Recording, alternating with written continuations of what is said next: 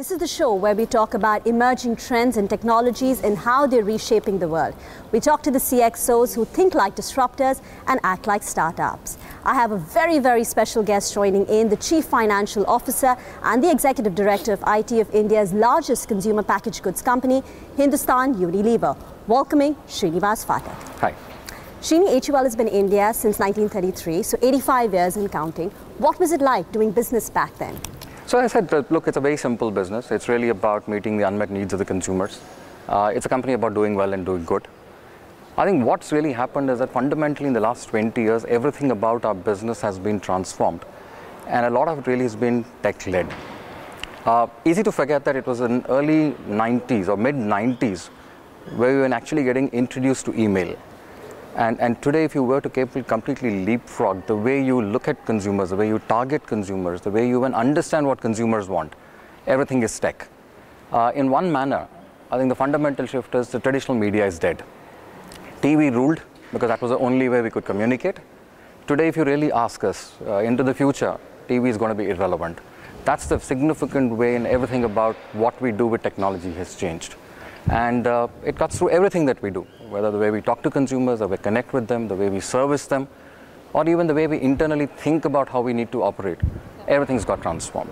Which is why, don't worry, this interview is going to be aired on TV and even on all the digital platforms. Tell us about HUL's digital program. What are the pillars of your digital strategy? I think it always has to start by putting the consumer at the heart of what you do. And therefore, I think we've always said that the first objective is really about meeting the unmet need of the consumers. Okay. Second is actually giving a brilliant customer experience. And third is all about end-to-end operations. How do you have end-to-end efficient operations? Okay. Let's say these three become the building blocks. When you then really see what is it underpinned by, it's underpinned by really your data strategy. It's really underpinned by your technology. And finally, culture. I think between these 6 blocks, it will be very easy to really talk about what we intend to do and how we intend to leverage technology to meet again the needs of the consumers. Okay, so first let me address the consumer, customer, as well as your supply chain, your end-to-end operation. Sure. By consumer, I guess you mean the shoppers like me. Absolutely. By customer, you mean your wholesalers, distributors, your kirana store, the mom and pop stores? Yes, anyone who is able to get the product to the consumer. Okay, fine. Let me first address the consumer bit. Yeah. Now, Indians are complex, right? 1.3 billion Indians, yep. Culturally diverse. We want to be global, yet we have very specific local needs. Sure. Price sensitive, yet very aspirational, a wide variation in purchasing parity. So how is technology solving this, and how do you gauge the consumer demand? I think we summarized all of what you said in what we really call as winning in many Indias. Yeah? Okay. It's very intuitive for people when you talk about Europe and how Europeans are different, the Spanish are different from the British to the French. India is not very different. Tastes change, preferences change as you travel every few hundred kilometers. Maybe it's always easiest to use a couple of things to really bring this to life in terms of how do you think about consumers. First and foremost, I think it really starts with what we've invested in capabilities which are really called people data centers, what we call as PDCs. This is about always on conversations, so you're monitoring pretty much what's happening in terms of social media, all kinds of, whether it's traditional, digital. You then start to get a very good sense in terms of what's really happening with the consumers, what is at the top of their mind, what do they want, what are they talking about, what's happening to competition. 2 classic examples to talk through that. One would be really when you do Lakme Fashion Week. The whole thing about what's the conversation on trend, what are the new things which are coming into the market. That then starts to shape how you look at innovation. Argan oil was a big hit a few years ago, but that's again a good way when you start to pick up what's really happening. So there's one whole element of people data centers. The second is, I think, when you really then flip it into in terms of how you're looking at targeting consumers.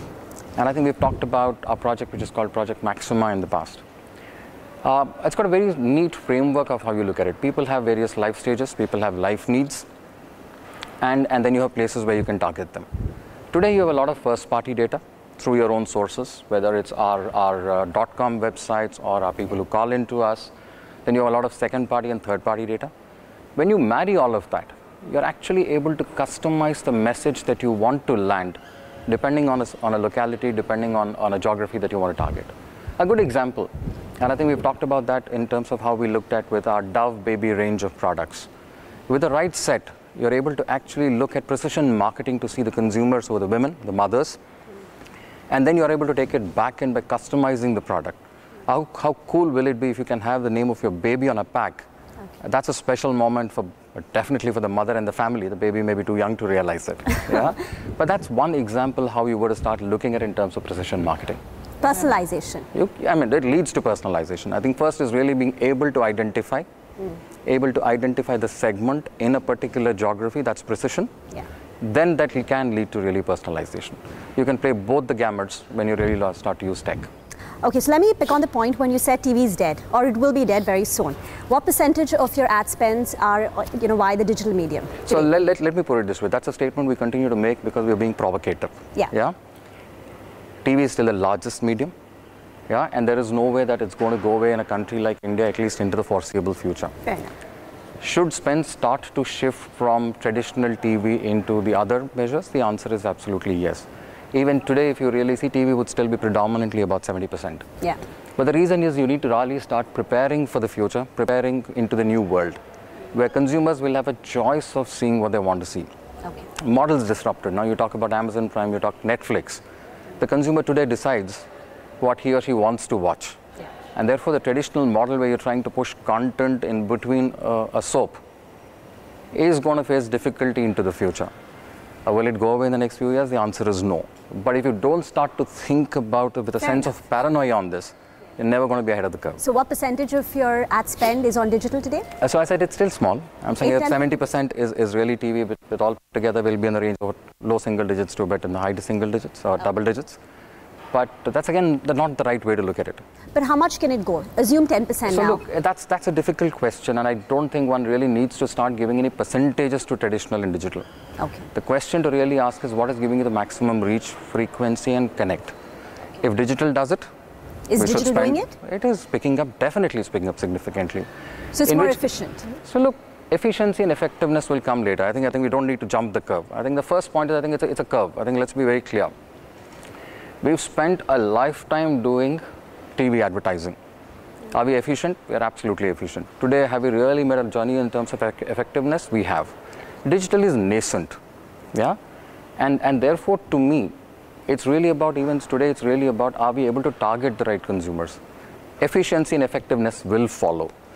And I think the way we need to really think about digital is also very different.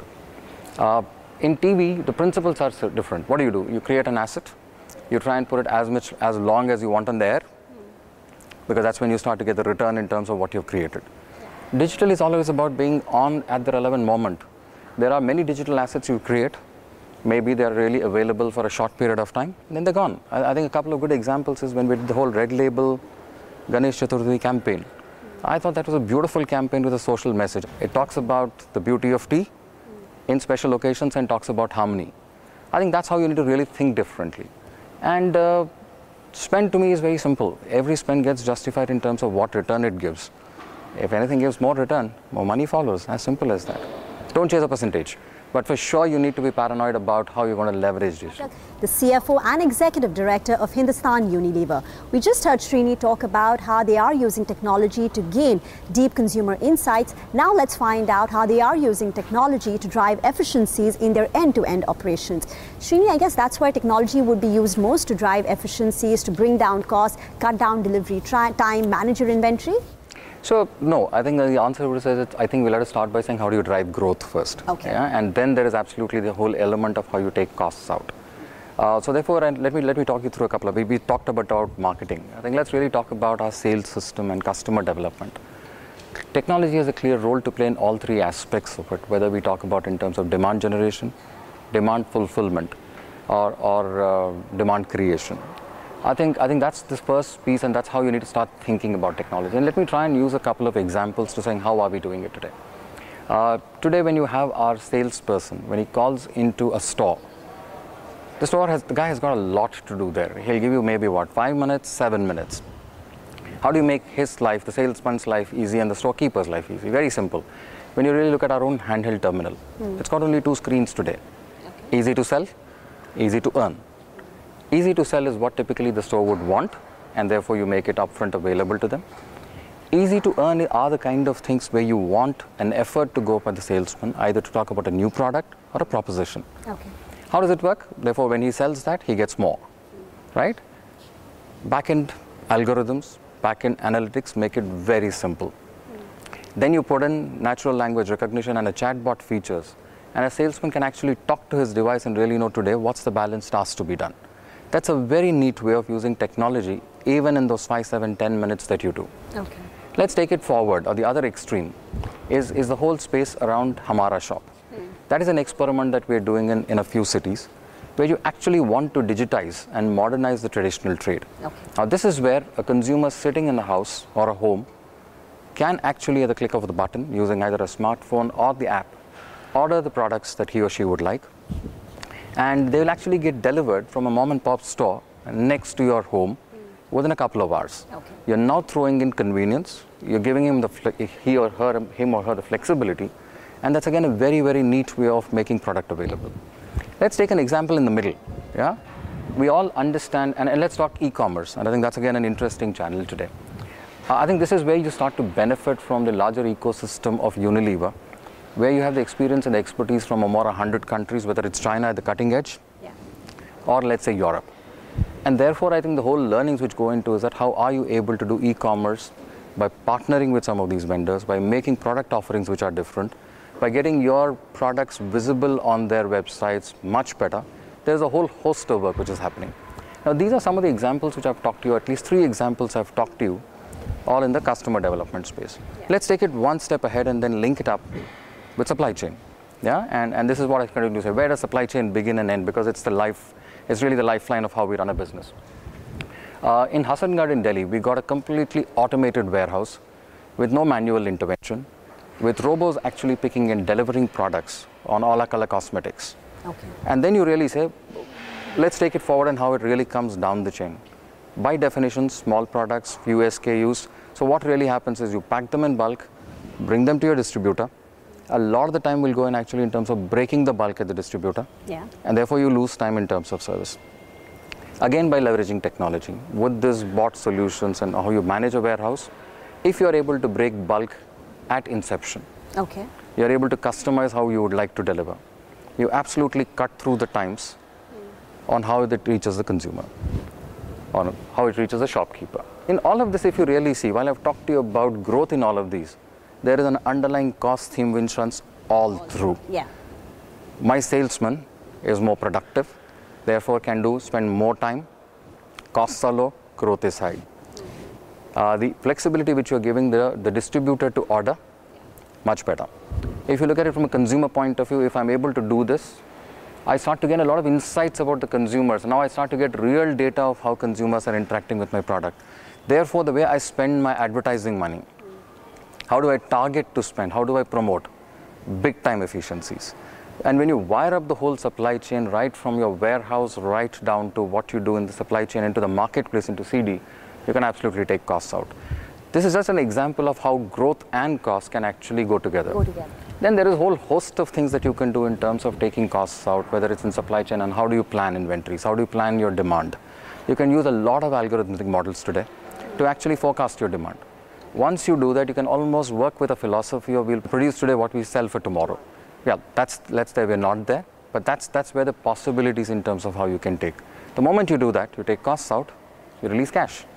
Okay, but can you give me actual numbers, how much your inventory levels say have come down? If I were to look at last 4 or 5 years, we have taken down inventory at our end by more than 6 or 7 days. Every year, it's almost the rhythm that we do is that we get inventories out by a day or 2. Okay. If you look at many of our distributors, and especially in the top cities, they don't hold any inventory. They pretty much hold inventory which is just about a day, which is effectively the next day the truck connects with them and they just continue on a continuous replenishment. It's more tough when you go down the rural path and all, but effectively if you see in some of the bigger cities, we don't want some of our large RSs to hold any inventory. We've always been a negative working capital company. Yeah. I think what it is doing for us is it's giving new avenues to continue to improve our working capital cycles. I think today if you were to check our last annual report, we would be somewhere in close to the range of -8 to -10% in terms of negative working capital. So it is an absolutely cash generating cycle for us. The other element to ask is to connect it in terms of cost savings.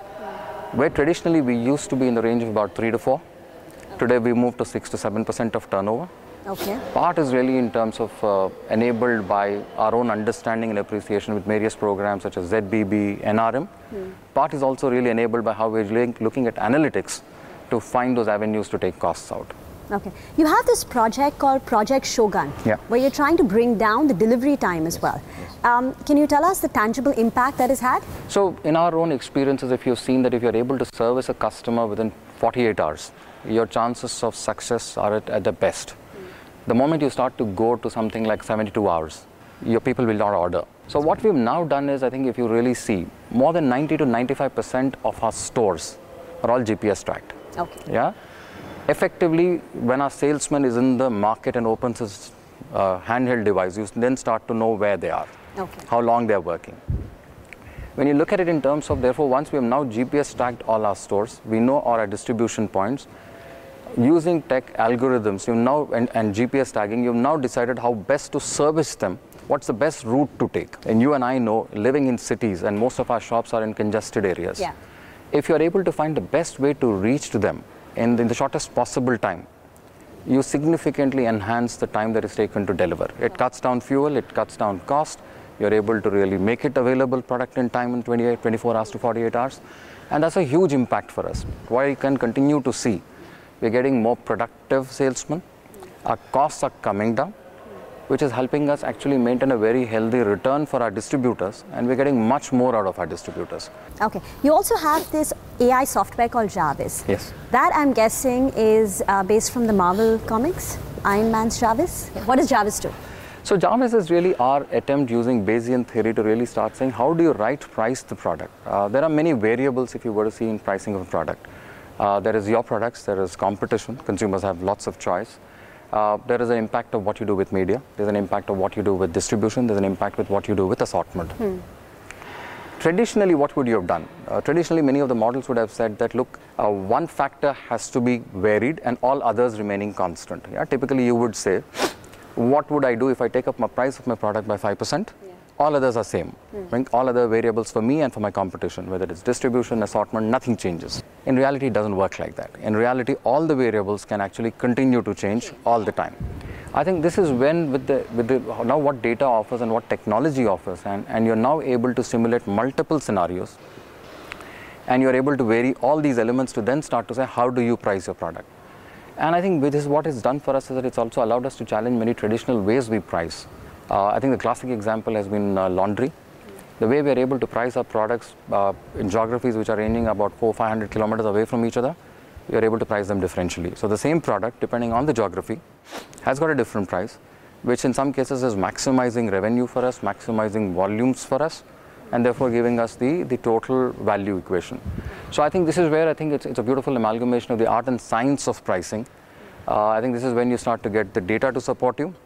So do you with say, your consumer Jarvis, understanding. should I increase Dove's price by 5%? If yes, what will be the volume impact? It will give me more than that. It will give me what it does to me. It could also tell me what it could do to the competition.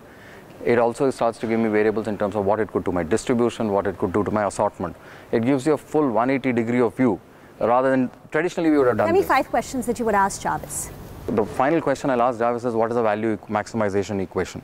How do I get most growth? He'll tell you your profit will go up by 1% if you do this? No, we're not there as yet.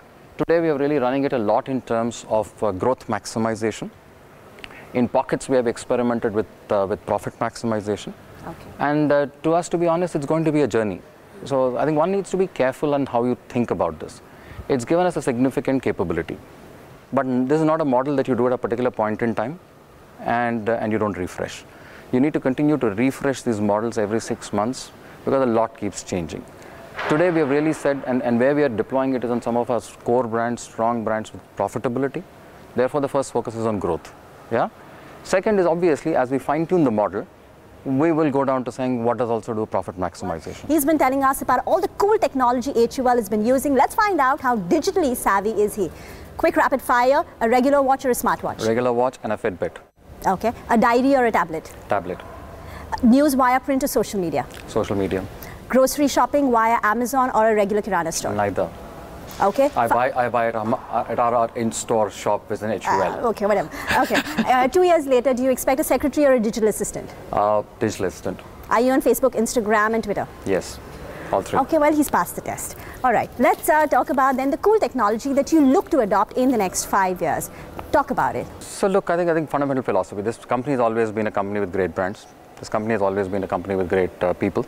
I think this is a company which is not really going to take technology and adoption of technology as the next third pillar. I think that's the most important. Yes, you've always said you want to disrupt rather than be disrupted. No, absolutely. And to us, every company is going to be actually a technology company. Yeah? Okay. And to me, the choice of technology is going to be independent. I think there are a few principles that we would want to use, but I think there is no facet of our business which is not going to be touched by technology. But will all your products, say, have sensors on it? Do you see that in the next 5 years? Do you expect delivery for Hamara shop to be via drones? So look, I think that's trying to get a bit ahead of ourselves. That's what we want to do. We want you to get ahead of yourself and tell us what you think. No, absolutely we will. Absolutely we will. I think one needs to really understand that you absolutely want to lead the future.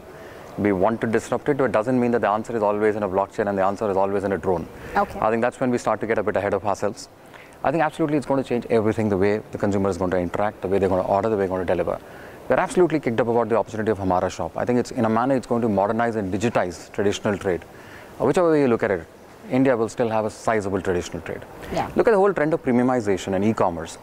That's going to be a fascinating experience in terms of how you're going to really meet the needs of consumers in a very differentiated manner. Pull it back and then say, how do you even want to think about innovation in the company?